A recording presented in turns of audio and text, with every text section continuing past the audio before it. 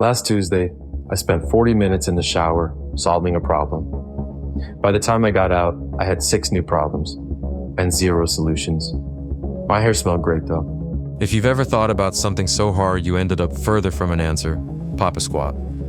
I'll show you why overthinking feels like progress, why it's not, and how to leave the meeting with one actual decision. So here's what happened. I had a decision to make. Normal, regular decision. I hand it to my brain like, yo, think about this.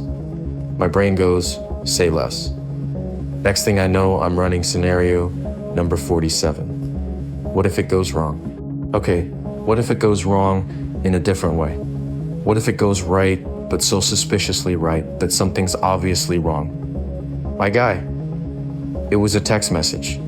I was deciding whether to send a text message. And the wild part, it didn't feel like wasting time. It felt like work. I was in there grinding, brain sweating. That's the trap.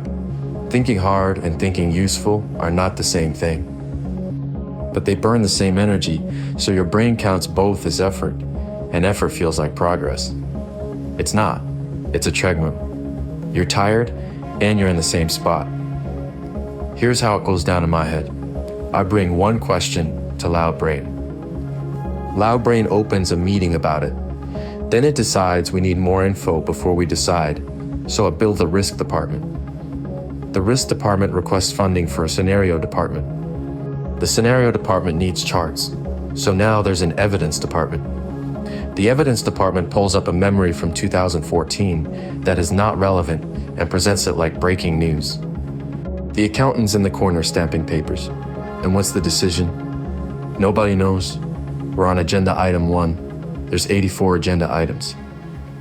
And every department looks so busy, charts everywhere, alarms going off. But nobody has written down a decision, because writing down a decision ends the meeting, and Loud Brain does not get paid when the meeting ends. Here's the sciencey part, and it's actually a relief. Researchers looked at what worry does to problem solving. Short version, worry makes your solutions worse. Not the same, worse. Worried people came up with answers they trusted less and were less likely to actually use.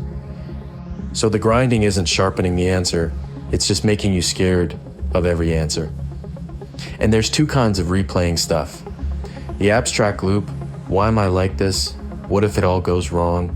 Big, vague, sticky, goes in circles. Then concrete, what is the very next thing I can actually do? That one has an exit. Your brain defaults to the first one because it feels deeper. It's not deeper, it's just louder. So how do you close the meeting? Here's some sauce. 3 moves.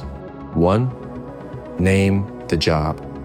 Before you think, ask what this thinking session is for. Understand, decide, plan, or just feel less anxious. 1 session gets 1 job. And if the answer is feel less anxious, thinking won't fix that. It'll just RSVP too. 2, force concrete language. Every time your brain says, what if this goes badly? Make it finish the sentence. Badly, pow. Then what do I do? What if is not a thought, it's an alarm. If Loud Brain can't name the next step, it's not problem solving. It's doing cardio. 3, set a decision boundary. Give a question a window, 10 minutes. When it closes, write down the best choice you have right now. Not perfect. Best current. Then write when you'll revisit it if new info shows up. You're not banning the thought. You're giving it an appointment so it stops banging on the door at 2 a.m. And here's my test, the action test. If 5 more minutes of thinking wouldn't change what I do next, meeting's over. Do the smallest reversible step.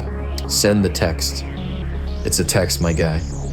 Your brain's not trying to torture you. It thinks the meeting protects you. It just never got the memo that protection without a decision is just detention. Name the job. Make it concrete. Give it a window. And when nothing new is coming out of the thinking, that's your answer. Now, real quick, before you go. Sometimes the meeting isn't about a decision. Sometimes Loud Brain's agenda is, does anyone in your life actually know you? You can answer 12 people before lunch and still feel like nobody really sees you. That's a whole different meeting, and it's the next video. Watch you talk to everyone and feel known by nobody after this one. You've got this.